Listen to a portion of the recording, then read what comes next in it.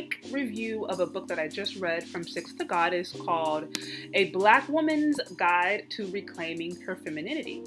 So overall, I will say I really felt like I resonated with this book, and I definitely could relate to some of the different things that she mentioned. In particular, as a Black woman, in America, trying to figure out, okay, what does it actually really mean to just be a truly feminine woman? And I think some of the different reasons I resonate with her is she touches upon the different unique traumas that, Black people go through, some of the different stereotypes or some of the different ideologies that are common within the Black family, some of the different pressures Black women in particular have felt. And so I think she did a really great job of just addressing some of those things. And like I said, I definitely feel like, okay, I could relate to where she was coming from. Another thing that she did that I really respected is how she starts the book by literally paying respects to her family members, to her ancestors that, went before her. And again, I thought that was just a really smart move. And that was a really good just reminder because, any person, whoever they are, wherever they are on their adult journey, a lot of who they are is because of the people that went before them. And so I appreciated how she very much was like, hey, although I'm going to be talking about my personal feminine journey, if you will, I want to take time to also remember those who played a role in my feminine journey, because that's all of us. Like I said, wherever we are at in our life, we are who we are in part because of our family, because of those people who poured into us. And so I like that she, just reminded us of that, how a part of being a feminine woman, if you will, or part of just being a woman in general, is those who came before you, is those who trained you up, those who raised you. So again, I thought that was a really good move there. Another thing that I thought that she did really well was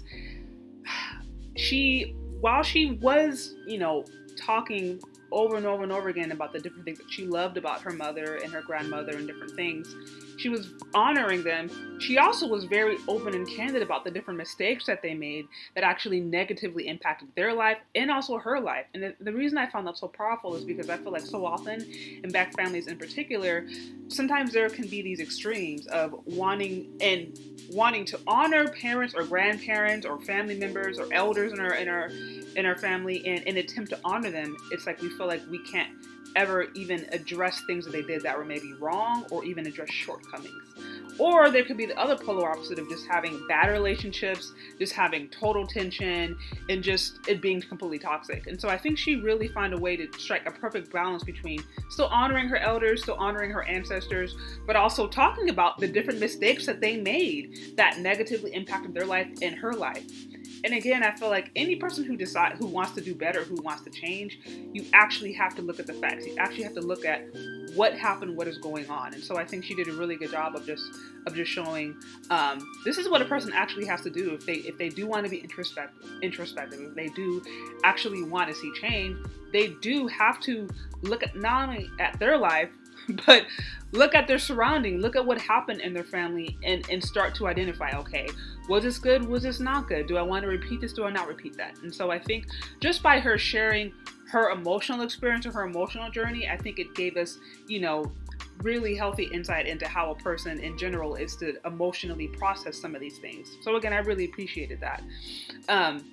Also, I feel as if she just gave some really practical tips about, femininity, the practical stuff like keep yourself manicured, make sure that you have your hair looking good. Like, I appreciate how she also didn't negate some of the practical things, because I think that, that is also important. And some of us, believe it or not, didn't necessarily grow up even hearing some of those things.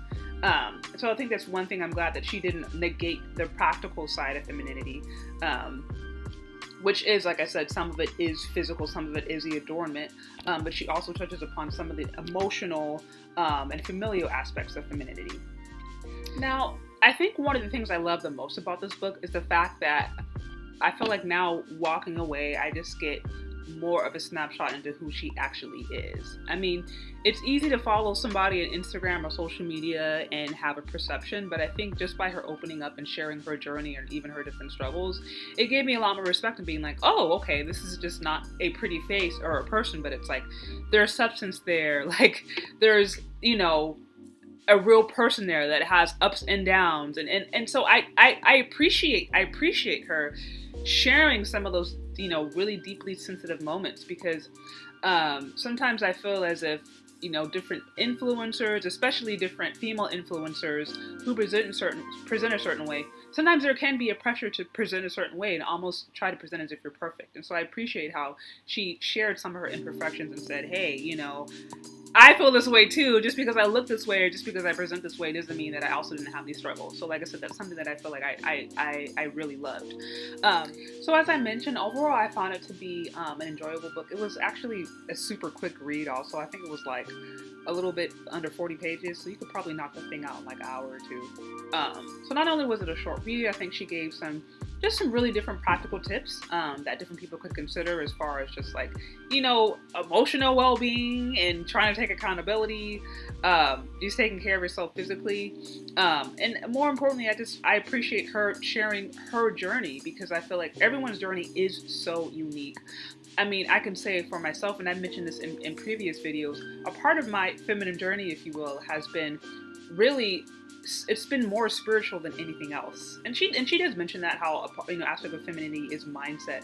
But, you know, for me, it's been so much more spiritual than anything else. It's like, the more I connect with God, I feel like the more I start to really understand what true femininity is, because it's like, I came from God. God created femininity. The feminine and the masculine first comes from God. And so for me, it has been not just about, you know, looks. It has truly been a spiritual journey that I'm very much still on. And I feel like the closer I draw to God, the more I seek out God, the more I seek out Christ, the more that revelation of what it truly means to be not just a woman, but a wise feminine woman, a woman that actually is an asset to her community, a woman that is actually an asset to the people around her, a woman that is a spiritual powerhouse. The more I seek out Christ, the more I seek out God, and the more I'm able to live that out. And so much of my journey has been, it's not just like physical, it's been a metamorphosis.